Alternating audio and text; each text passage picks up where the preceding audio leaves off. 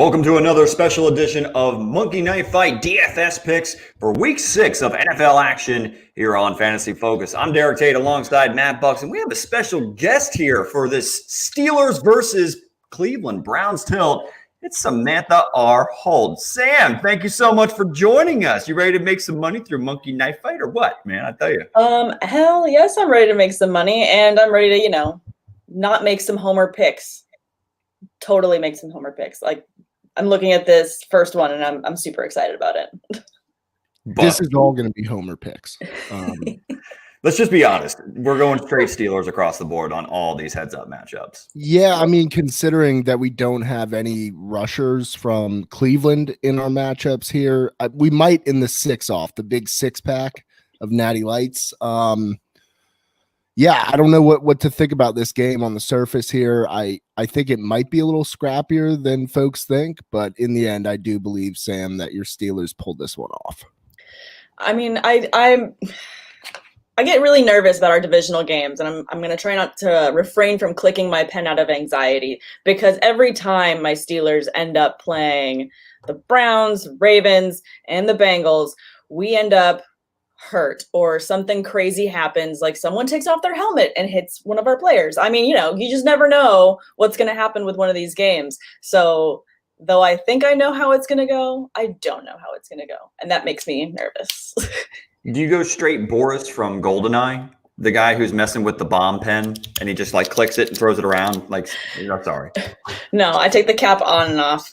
Nerdy 1996 reference of a movie that most people probably haven't seen. So we'll go ahead and jump into this. But if this is your first time coming across channel or even ever hearing about Monkey Knife Fight, if you are a prop bet aficionado, someone that likes over-unders for weekly contests, in particular when it comes to offensive players and their production, go ahead and check out Monkey Knife Fight. When you create an account, use the promo code FOCUS when you make your first deposit, and Monkey Knife Fight will actually match up to $50 in your account when you make your first initial deposit. And also, if you are joining us live, it's Fragger on Twitch. Anybody that's joining us live right now, go ahead and feel free to hit us with any questions, but we will get to them at the end of the episode after we make our picks through Monkey Knife Fight. Again, if you haven't played Monkey Knife Fight with us, please, please, please go ahead and make sure, even though we just lost Sam here for a split second, we're okay, Bucky. We'll roll and keep on going, because right now we've got ourselves a 2-man band, and I got to figure this. Boom, right there. You didn't have the 2-man skin ready. Well, I lost Sam, so I had to pivot. I'll go a little Ross from Friends and pivot.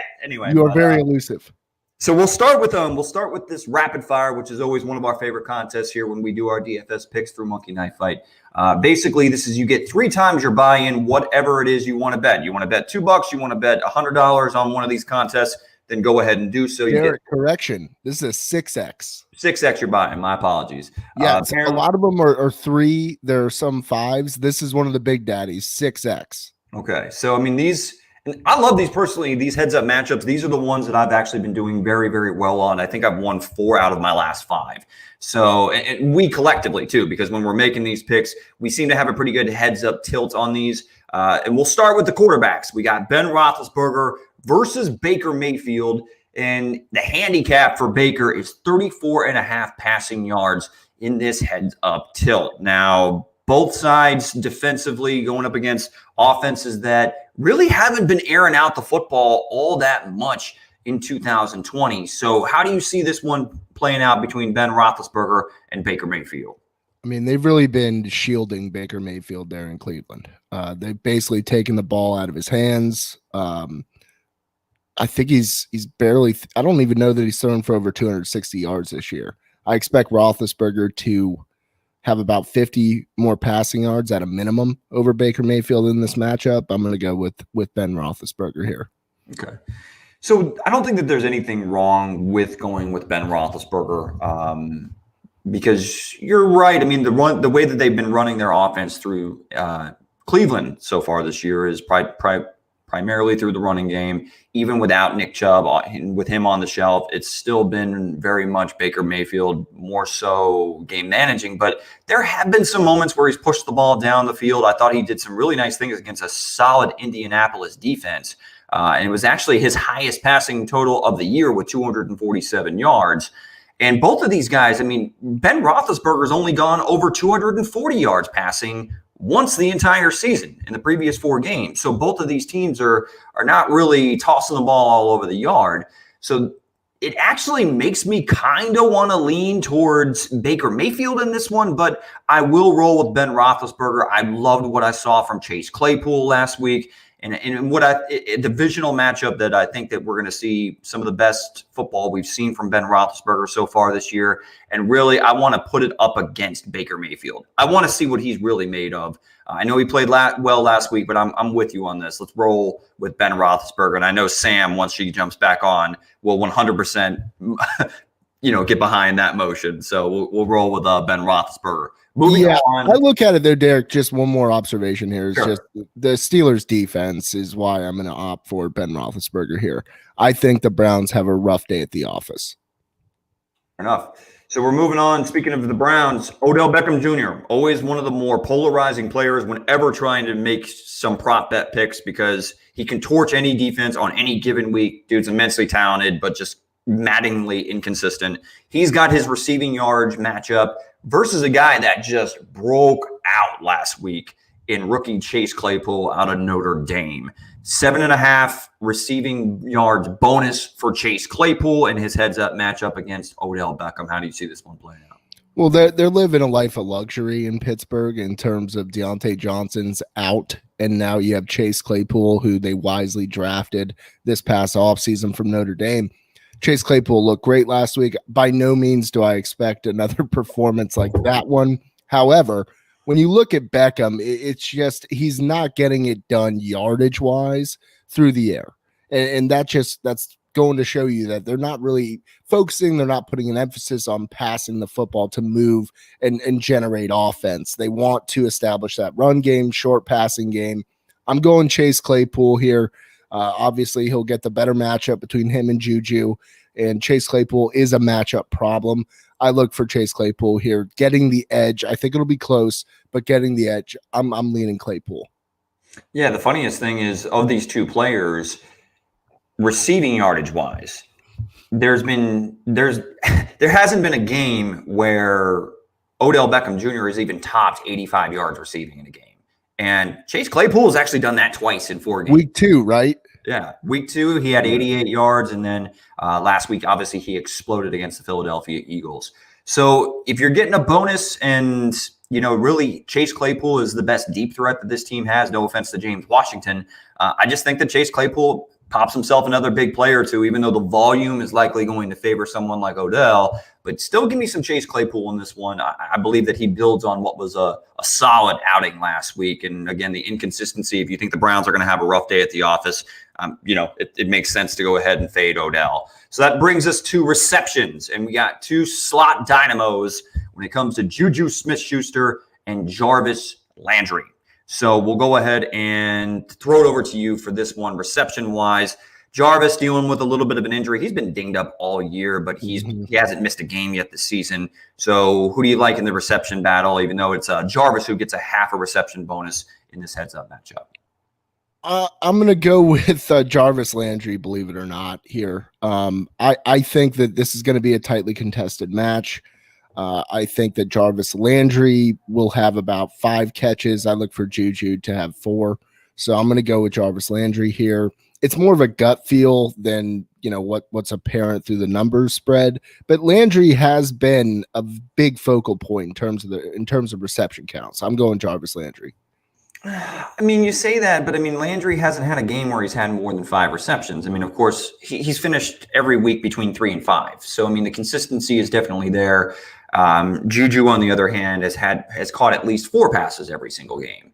So the tricky thing in this, when it comes to Jarvis Landry in particular, when it comes to this matchup, is if you do think that the Browns are going to have a rough day at the office, really the best way for them to get easy completions is to get the ball into Jarvis Landry's hands on those intermediate crossing routes and also just little hitch ups in the zone, which Jarvis Landry does very well. So I would actually, if you're giving the reception bonus to Jarvis Landry, I'm going to lean towards Jarvis in this one as well.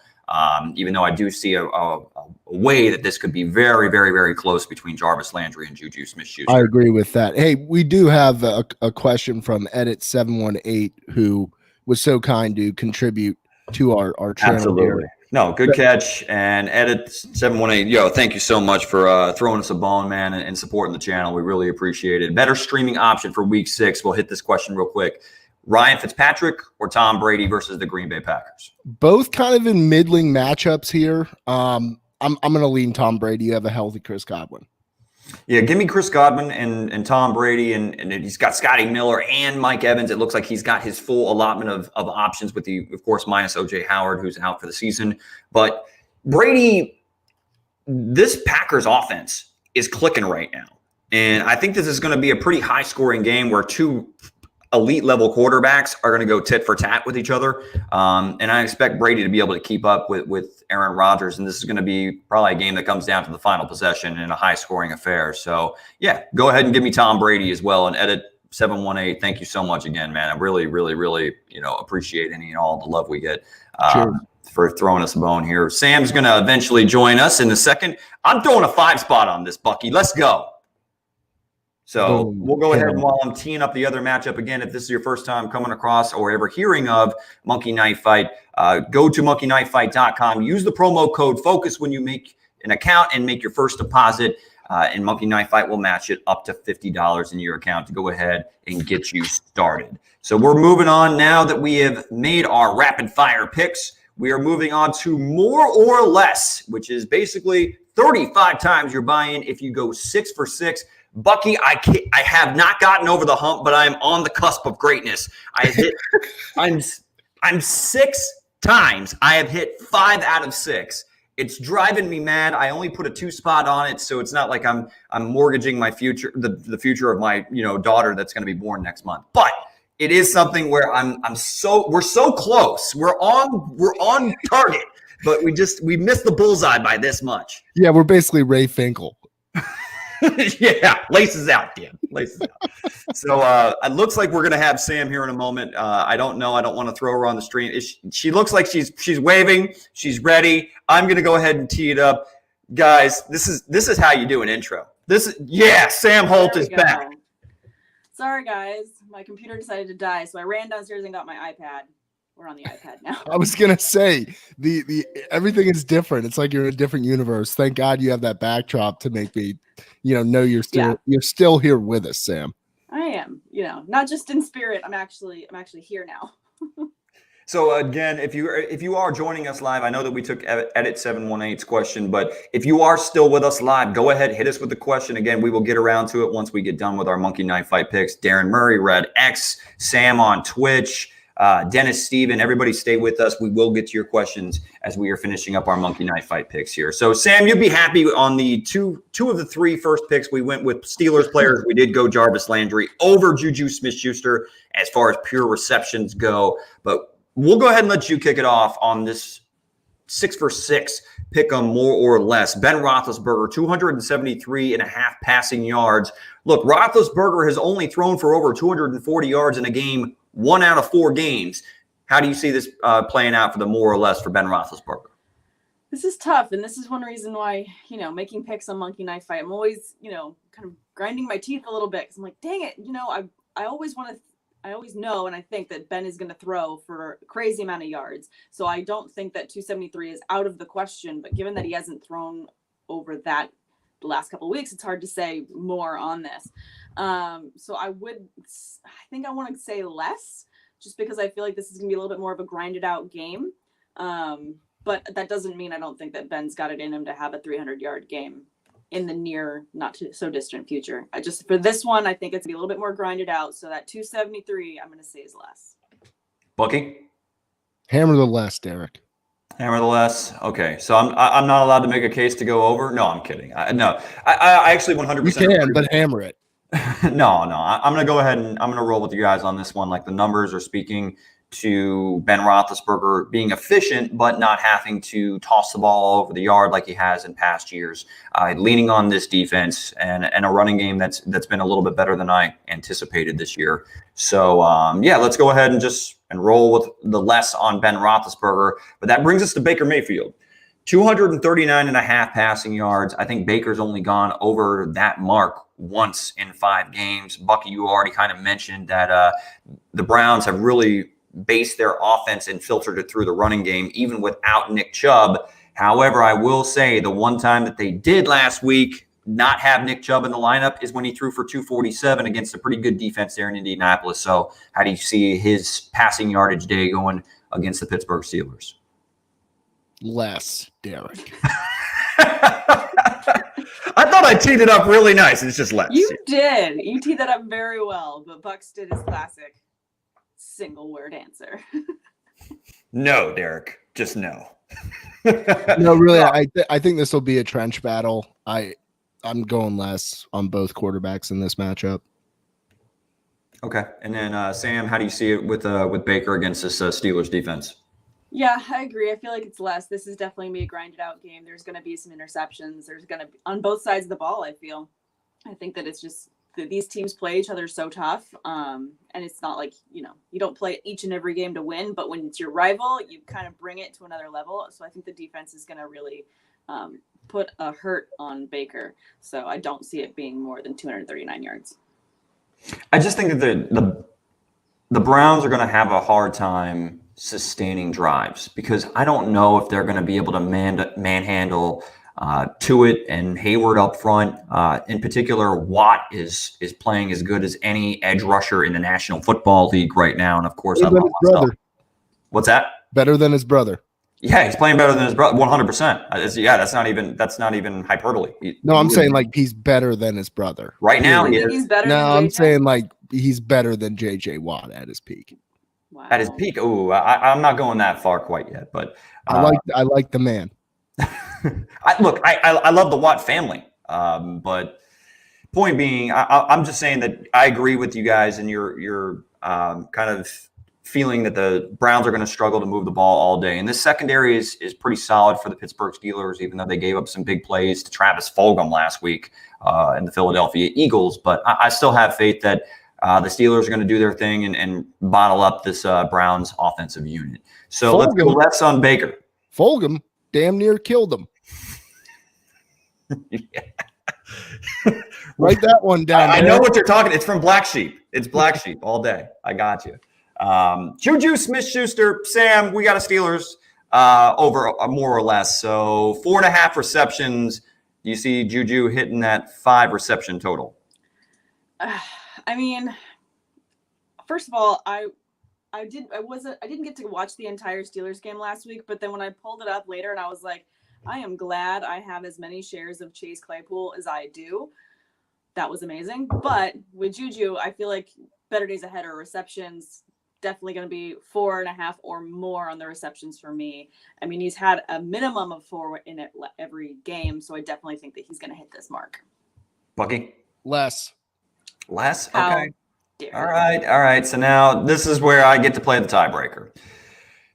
Okay. So you already mentioned, Sam, that he's caught at least 4 passes every single game.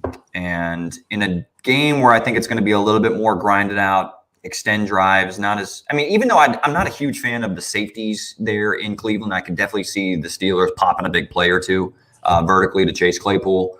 I just still feel as if, in particular, Tavier Thomas, who is, we've seen a lot of him in the slot for the Cleveland Browns, but they've also seen a little bit of Kevin Johnson. I just don't think any of their slot corners can cover Juju Smith-Schuster. So I think Juju's going to have himself a nice 5 or 6 reception game. So I'm going the more, Bucky, with Juju Smith-Schuster. Fine. Let's do it, baby. 70.5 rushing yards. James Conner. Sam, we'll start with you again. What do you think for Conner against this rushing defense of the Cleveland Browns? Let's see. 70.5. I think I have to go. I don't want to go less. I think I have to go less because I think that they're going to utilize the pass catchers a lot for the Steelers this week. So I think that I don't see James Conner having more than 70. I think he's going to get close to that amount, but I don't think he's going to get more. Buck. Popping the more button here. Oh, damn it. You guys are doing it to me again. I'm not trying to put you in a pickle jar here. What I'm trying to do is brine you, Derek. You're throwing me in the bathroom is what you're doing. You're putting me in a tough spot here, man. I like that you're not putting him in a pickle, but you're putting him in a jar of pickles. Of brine. A brine. Yes. See, getting him ripe for market. See, I feel as if if we're projecting that the Steelers are going to be playing with a lead, that Baker Mayfield is going to struggle to sustain drives and put up points, and we don't think that they're going to be able to impose their will running the football like they've done so far this season against this Steelers defensive unit, then I feel like we're going to see 15 to 20 carries from James Conner in this game. And I know that he hit that mark and only had like 44 yards rushing in last week's win against the Philadelphia Eagles, which have a decent stout unit up front in their front seven. I feel like Conner should have a good day, and the game flow should favor him. So I'm actually going to go with the more for James Conner. I think another argument for why he's probably going to get more, even though I'm saying he's going to get less, is because I just traded him away in one of my dynasty leagues. So, just as luck will have it, he'll probably have more than 70 yards. We actually had a Connor trade question from Red X. I think it just plays into kind of what Sam mentioned there. Should I do a trade for Jared Goff for James Conner? So you'd be trading away James Conner for Jared Goff? No, I think you could stream better. If you own Goff, I'm taking the trade. If you own Conner, I'm not taking the trade. You can stream better. See, Red X, I mean, this is, to me, if this is a 2 QB league, it becomes a little bit more interesting question. So if you can kind of provide just some details, if it's just your standard PPR 1 QB you're starting every week, then yeah, I'm passing on that. I'm keeping a guy that I feel confident is a top 20 back on most weeks in James Conner. But if it's a 2 QB league, if you could let us know in the comments, we'll circle back around to it, because I think that does make it a little bit more interesting if it's a 2 QB league. We all know Sam would trade away James Conner. Definitely. I mean, I will trade him away for things. There are things I will trade him away for, but not a lot of things. Not players, but things. He's just talking things, items, facts, money, favors, laundry, a kitty couch for Knox. Definitely willing to give up James Conner for that. No, don't ever get him a kitty. We'll get into that tomorrow. He's not here. He can't hear you, Bucks. I don't care. So we need to move on to Odell Beckham Jr., who missed practice earlier this week with an illness. So again, if you play a contest on Monkey Knife Fight and a player becomes inactive, they just cancel the contest outright. They don't, take your money because you miss on a player that is not playing. So just keep that in mind. Odell Beckham Jr., though, 67.5 receiving yards. Bucky, what do you think? Odell's maddening to try to figure out on a week-to-week basis. Extremely difficult to figure out. And the way they've utilized him in the running game is probably the most shocking thing. I mean, he's always had that element to the game, but the Browns this year have really put an emphasis on that. See the Cowboys game. I'm going to go less here. I think he ends up around 55, 60 yards. It's a good number, though, 67.5. I think it comes up just short. Sam? Yeah, I could see him maybe getting one big play. But I think his overall total is going to be less than 67.5 as well. So I'm going to have to go with less. When faced with tough matchups and teams that are capable of getting after the quarterback and pressuring Baker Mayfield, oftentimes he has issues connecting with Odell Beckham Jr. downfield. Is it that he's not capable? Of course not. But Baker's a bit inconsistent when it comes to his accuracy, pushing the ball down the field, his timing, his footwork, all that stuff. And when you accelerate that clock by putting pressure on Baker, that's why I'm with you guys on thinking that Baker's going to struggle a little bit here, because I think that you're not going to be able to run the football down Pittsburgh's throat. So Baker's going to be forced to make some big plays, some big throws. I think Jarvis Landry's more so the beneficiary of it this week because of his intermediate prowess. Certainly Odell will see his receptions, but I do think they limit the big plays. So I'll go with you guys on less. And then finally, that brings us to Chase Claypool. And this man was an absolute beast last week. 60.5 receiving yards. He's a boom or bust type of guy, another guy that's a little volatile, but with no Deontay Johnson, Sam, do you feel confident that he hits that 61 plus total? I do. I think that we've unlocked this new level of the video game, and it's just going to be Chase Claypool all over the place. So especially with Deontay Johnson out, I mean, I do think that what's awesome about the Steelers is we have so many amazing pass catchers, and I do feel like there's weeks where each one is going to see a lot of volume and value. Can there be some weeks where one outshines the other? Absolutely. But I feel like Chase Claypool is going to be utilized a lot in red zone targets this week. So I think that he's going to have more.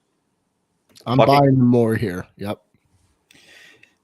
With no Deontay Johnson, I definitely feel more comfortable with Claypool's volume. And if you give Claypool volume, I was saying heading into the season, I thought he was kind of a mini version of DK Metcalf, which by mini, I'm not calling the man small because he's chiseled.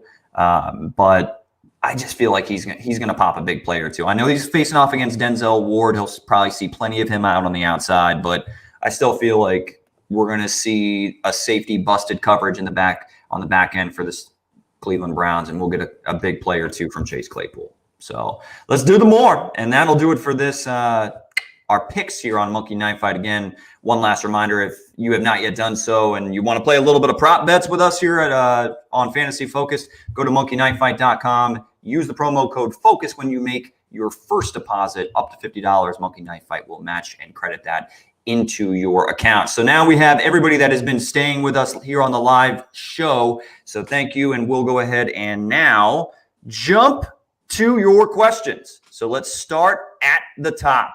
We got Red X, who we were talking about. I don't know. I'll swing back around and check and see if that was if you got down in the comments. Quarterbacks are Mayfield and Burrow this week. Sam, I know that I'm assuming you're going to go with your boy Joe Burrow over Baker Mayfield against your Steelers. I mean, I think Burrow also has a really difficult game today. Sorry, he's trying to climb out the window. We're on the second floor. That was scary. Mm-hmm. I do feel like Burrow is going to have a better day than Mayfield. Sorry, I have to throw something at him to get him to stop.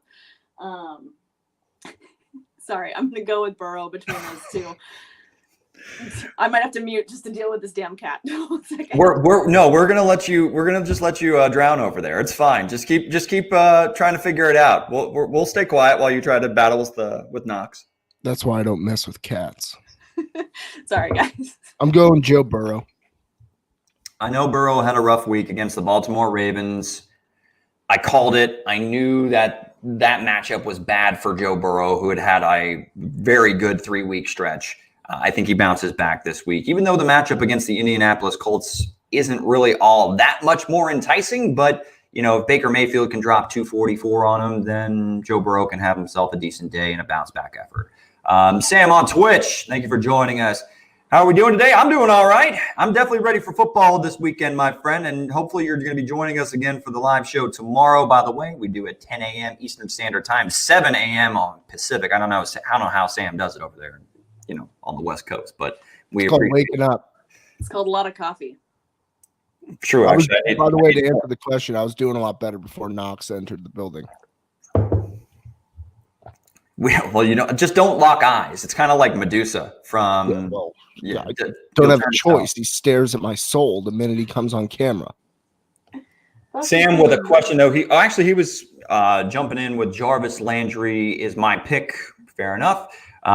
Dennis Steven on YouTube. Thanks for joining us, man. Hat point PPR. I can trade Rojo, Bell, or John Brown for either David Johnson plus McLaurin or Boyd, or Montgomery and Allen Robinson, a pair of Bears. Do you guys like either of what you'd be getting in return if you were to trade the likes of Rojo, Bell, and Brown for either of those pairings? Bucky? I love what I've seen out of Rojo. I love his involvement. He's had a burst, and honestly, between the tackles, he's a threat right now. He really does burst through the hole, and the problem here is the Lev Bell situation. We don't know what to expect there, so this is kind of a weird, opportunistic time for you. David Johnson plus McLaurin would be where I would lean on those two matchups in a half-point PPR, but I'm going to stick with Rojo, Bell, and John Brown. Sam? Yeah, I agree with Bucks. If I had to lean towards either of these two options for your trade, I would go towards the David Johnson and McLaurin end. I think it depends on who else you have as backups. I don't know how deep your team is, but I feel like with Bell, we're either going to see a resurgence in this offense because Kansas City Chiefs are an amazing offense, and you're going to see, opportunity, and players always play better when they're happy, because apparently Bell is not happy anywhere that he's going, but he seems happy going to the Chiefs. So I feel like you should wait a week or two, and then depending on if Bell can have a big game, you might be able to get something even better in a trade for him. So I would rather hold with what you have now and then see what you can get in maybe 2 weeks. To me, it depends on how desperate you are for a wide receiver, because I noticed that it says the names Allen Robinson and Terry McLaurin in there, and you're involving the name John Brown. So if you're needing an upgrade at wide receiver 2, and you're trying to package together Rojo, sell high on him while Leonard Fournette's been on the shelf, we don't know what we're going to get from Lev Bell. I totally understand holding and seeing, if Lev Bell's involvement in 2 weeks, because he has to go through the COVID protocols, which means 5 days where he, basically passed tests before he can join the actual team. If his involvement is encouraging and he pops in week 1 when he's in the Chiefs uniform, then yeah, you're going to see his trade value go up and you could potentially get something more for him. But if you're in desperate need of a wide receiver 2 and you're trying to upgrade from John Brown to the likes of Terry McLaurin or Allen Robinson, I'm okay with it. It's just that Rojo, of these 3 backs you named, I think Rojo looks the best. It's just, what is his involvement once Leonard Fournette comes back? That's the unknown. So if you want to trade for the known commodities right now, DJ and McLaurin would be my picks. So sorry, long-winded answer. By the way, Allen Robinson rules. Montgomery's look pretty good. The problem there is I don't want to double stack Bears running back wide receiver combo for starting slots. I'm okay with it. I mean, to be honest with you, who else? I know that they've gotten Cordero Patterson mildly involved, but I mean, as much as it's not sexy, Montgomery's going to see 15 plus touches a week. He should anyway. And then Allen Robinson, look what he did to Carlton Davis and the rest of this Bucs secondary. They couldn't stop him. Robinson is a beast. So I actually would be okay with the Bear stack. When we're moving on, we're going, well, Dennis has another question. I still have Zeke, Connor. Okay. So he was mentioning that he has a little bit of running back depth. Connor and Gibson for the rest of the season playoffs. So pick up Robinson if that's the case. I like Robinson over McLaurin rest of the season. Yeah, I agree with that. Okay. And then it's Fragger? It's Fragger. Fragger. You had 7 last week, 8 more. You're at 15, buddy. He's feeling confident now that he's joined the Fantasy Focus live shows all the time. This guy's just slinging on the interwebs. Sam also jumping in. I'm currently 2-3 in fantasy right now, so I need a big win this week to get me back in playoff contention. Don't we all? I mean, we can't keep piling those losses in the first half of the season. 7th in my league. Last week got screwed by the Titans and Bills game happening. Yeah, I mean, a lot of people did, and we were saying cautiously we were not expecting that game to happen. So it's been a weird year with COVID. Shower beer, Buckey. What's the breakfast beer of choice today? Mill Dog and a Gators koozie. Gators are off for the next 2 weeks. It's going to be a long, brutal road, but that's why we have Miller Lite. Great tasting, less filling. Beautiful sell. Sam going with the 6 for 6 picks as well. Less, more, less, more. I forget exactly what order we have them in, but thank you for sounding off on it too. We love the interaction. Peyton Griffin. Baker will not be doing great this week. Peyton is with you, Sam. Probably thinking the Steelers defense is going to dominate your boy Baker. Hope so. Can the Pats be better? Well, I mean, I hope that they play. I mean, let's just start there. They did get Cam Newton back. Yeah, let's get Cam Newton back and then see how they do. And go Saints. I really don't want to put that up there with it being a Bucs fan, but whatever. Thanks for joining, Peyton. Sam, which 2 players should I start at running back? David Johnson, Derrick Henry, or Devin Singletary? Sam, I'll throw this one to you first. I would go with Johnson and Henry there. I feel like they've got a bit higher floor right now than Singletary. But, Bucks is the resident Bills intellectual. I'm not good on the words right now. Yeah, Singletary's floor is underground. I'm going Johnson and Henry here. I don't know what to make of Devin Singletary this juncture. It was an ineffective week against a Titans defense that is inconsistent. So it sucks because Zach Moss has been inactive now, 3 or 4 weeks? 3 weeks. So we expect more from Josh Allen and the Buffalo Bills, and in particular Devin Singletary. I would go with Henry and Johnson as well. Another question: 2 players to start at wide receiver. D-Hop, Jamison Crowder, Devontae Parker, or Bob Woods. I think DeAndre Hopkins is the easy start, but of the other 3 options, Bucky, who do you got? So we got DeAndre Hopkins obviously in there. Bob Woods would be my other starter. No, you know what? I've been too high on old Bob Woods. Give me Jamison Crowder. Okay. Interesting. I think I would go definitely Hopkins. And then I'm struggling between Crowder and Parker. I feel like Woods is my guy. Never gonna not start him, but you have other great options at receiver. So I think I'll agree with Bucks and go Crowder as well. Look, it's hard to ignore the fact that Jamison Crowder in back-to-back games has caught 7+ passes for over 100 yards receiving. Like, we should not ignore that. Despite the fact that he's a New York Jet, Joe Flacco's under center, it doesn't matter. Like, Crowder's the one receiving option in a team that's playing from behind all the damn time. The problem is this week he's going up against a Miami secondary that's pretty damn good.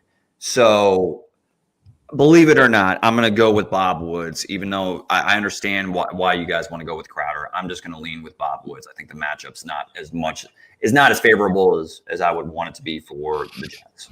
So, Scott Friedman, we've got receiving yards, receptions. Who do you like more this week? Adam Thielen or Calvin Ridley? Sam.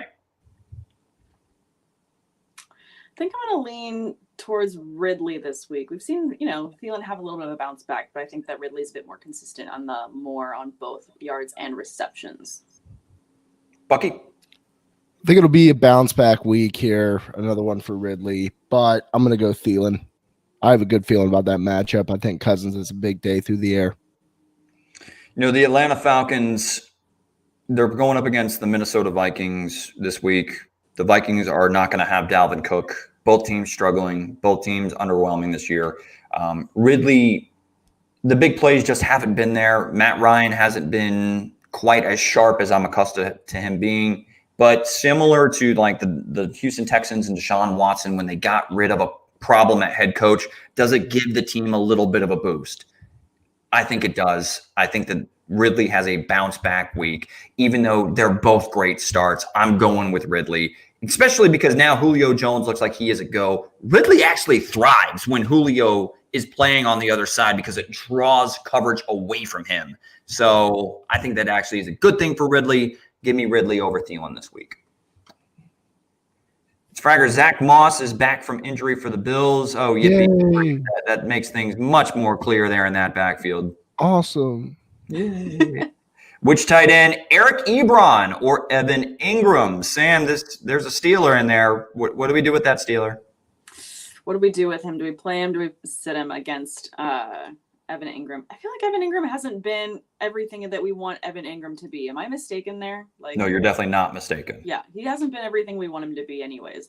I feel like he can be better. He's going up against Washington, and they have a very stout defense that we've seen. So I think I might lean a little bit heavier towards Ebron this week. Ben's going to have to get to all of his options against the Browns, and he's absolutely going to use every weapon at his disposal. So I'd go with Ebron. Buck? Ebron. Yeah, Daniel Jones hasn't thrown a passing touchdown since week 1. I think, Evan Ingram to find the end zone had to score on a rushing touchdown.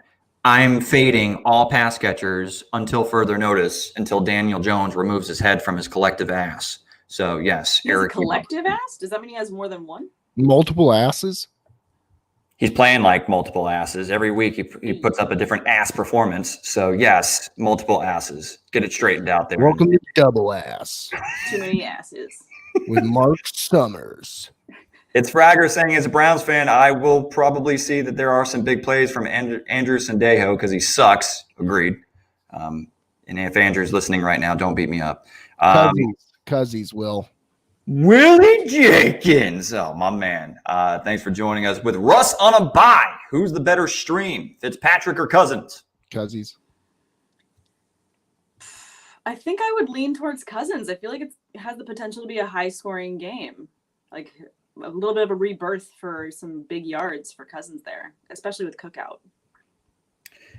It's hard to sit Fitzpatrick after what he just did to the 49ers, though. I mean, I get it. It's like it's the skeleton. It's the ghost of, defense's past there in San Francisco with all, I mean, it's just throwing out warm bodies at this point. But, still, Fitzpatrick really had a nice week. But I can see your point. Do I think it's going to be a higher scoring game between the Falcons and Vikings with two struggling defensive units, or the Dolphins and the Jets? Yeah, I feel you. I'm going Cousins. So 24, Revis Island 24. David Montgomery or David Johnson? Bucky. I'm going to go Montgomery here. Better matchup. And he's been playing good. Sam? Well, English. Montgomery, David Johnson. Yeah, I think I'm going to go with David Montgomery as well. A little bit better matchup against Carolina between the two. I'll roll with Monty, even though I'm finally a little bit encouraged, optimistic from what I saw from this Texans offense last week. No more Bill O'Brien seems to have given them a boost. Thank God he's out of town. That guy sucks. Thanks for ruining the entire Texans' future by getting rid of D-Hop and, trading away all your assets for Laramie Tunzel. Anyway, Red X, my league is a PPR league, and my quarterbacks right now is Fitzpatrick and Allen, and my trade is Connor. So it's just a PPR league, then I'm definitely not giving up Connor for Jared Goff. I'm keeping a top 20 running back. Yeah, and Fitzpatrick is no slouch as your backup. Oh, he says 2 QBs in my league. 2 QBs. I'm still not doing it. Fitzpatrick's fine as your second QB. Yeah, I agree with that. I feel like running back is such a more divisive position, and you don't know how the weeks are going to shake out. So I'd rather have someone that's such a high-end running back that is, as a staple on your team, just in case, because you never know what's going to happen at running back.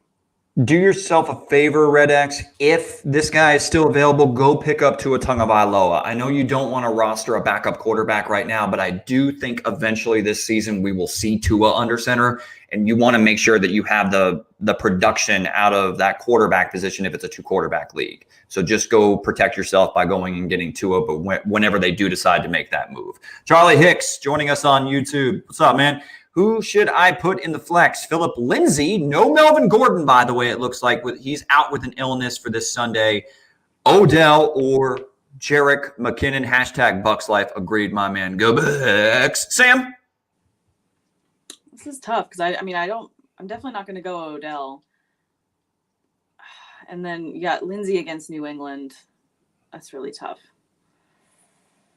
Oh, man. I think I'll go Lindsay just because I feel like that offense has to get going, and he's done a lot for them in the past to help get them going when they're in a rough spot. So I'll go Lindsay. Buck? I'll have to go Phil Lindsay here as well. You got to think with no Melvin Gordon for the Denver Broncos, and we saw Jerick McKinnon last week only touch the ball 3 times. Yeah, McKinnon, to me, I'm not going to say he's fallen out of favor. He certainly could find another role, but I'm going to fade him. I'm going to roll with Philip Lindsay, requisite touches. And Philip Lindsay's a pretty damn good back when he's healthy. So, yeah, I'm rolling with Lindsay. Darren Murray, I meant to say it was a 2 QB league. Thank you for clarifying. Appreciate it. Dennis Steven, in my league, I can start 3 running backs, 4 wide receivers. Receivers are Julio, A.J. Brown, DJ Chark, Jameson Crowder, and John Brown. And could also possibly waiver wire Debo or Mike Williams. I want to have 4 running backs and 6 wide receivers. Very specific with his depth. Sam, I was going to say, is there anything as far? I don't know if this is a start question. Maybe just kind of going with like his depth. Oh, it was referring to his initial trade question. Oh. So, in the trade question, if I'm scrolling back up, I think it's the same answer that we were kind of rolling with from earlier. So Sam on Twitch, as we're wrapping up here, which player of these should I go at in the flex? Devin Singletary, Parker, or Bob Woods? Bucky, go first. This one's pretty intriguing for me. I'm ruling out Singletary. I just don't know what to make, heads or tails of him. Between Parker and Woods, I'm going to go Woods. Sam? Yeah, I'm going to just edge out Parker there. I'm going to go Woods as well. I believe that Bob Woods gives you a safe weekly floor. Parker caught a touchdown last week, but it was only 2 receptions for 50 yards or something like that. And Fitzpatrick had himself a hell of a day. We actually saw a Preston Williams sighting, by the way. Yay! Somebody I called a while ago, and first time he shows up, it's like week 5. Anyway, yeah, I'm going to go with Bob Woods of these options. So, Shower Beer, need 2 in a PPR. McLaurin, Boyd, Cooks, Shark, Sam, go. I'm going to go with McLaurin for sure. And then I think I'm going to go with Boyd. Bucky. McLaurin and Chark. I mean, Chark continues to drive me nuts because of his inconsistency. And speaking of inconsistency, Gardner Minshew, oh my God, like that. I don't know which, mustache is going to show up on a week-to-week basis. So I'm going to go McLaurin, even though, man, I don't trust Kyle Allen under center, but I trust McLaurin's a damn good player. And I'm going to go Tyler Boyd. Even though Brandon Cooks, by the way, Brandon Cooks actually looked like he has still something left in the tank. Oh, he does. He does. Still not starting him. Sam, real quick, with a defensive question. Should I keep the Packers defense or pick up either the Titans, Giants, Chiefs football team or Jags defense? Any of those options really intrigue you over the Packers defense, Buck? No, not really. Sam? No, I think you're good with the Packers. Don't second guess. You're good. Roll with it. Same thing. And God, I love these kicker questions. I mean, you just, you come here for kicker analysis, baby. Ray Finkel. Rodrigo Blankenship, Sebastian Janikowski, Martin Gramatica, Morton Anderson. Yep. I'm going to keep Steven Gostowski though to answer your question. I don't care. Patrick would be not to come off as an asshole. I don't answer kicker questions. I'm an asshole. That's where he draws the line. So, and is Fitzpatrick a good sub or get someone else? Sam, I mean, I don't know about you. I'm okay with starting Fitzpatrick this week against the Jets. Yeah, I think he's a fine sub. I mean, I think this is when you lose someone like Dak on your team, which sucks, and I absolutely hope that he has a fast, speedy, amazing recovery. I think that Fitzpatrick is good, but what you can do is look at the rest of your assets and see if there's someone that might be desperate for a receiver, desperate for a running back, and if you have other players to spare in those departments, or even a tight end, someone might be willing to part ways with a quarterback just because the other skill positions they're so desperate at. So I would take this week, play Fitzpatrick, but then look at your trade options. There you go. So that'll do it for this episode of our Monkey Knife Fight DFS picks for week 6 of NFL action. Again, if this is your first time coming across the YouTube channel, don't forget to hit the subscribe button so you don't miss any of our fantasy football content heading into the rest of the 2020 NFL season. Of course, hitting the like button also helps as well. It helps supply Bucks with all the Miller Lights he can drink all season long. Get in my belly. Get in my belly. And until next time, everybody, thank you so much for joining us. And later, says the Taylor.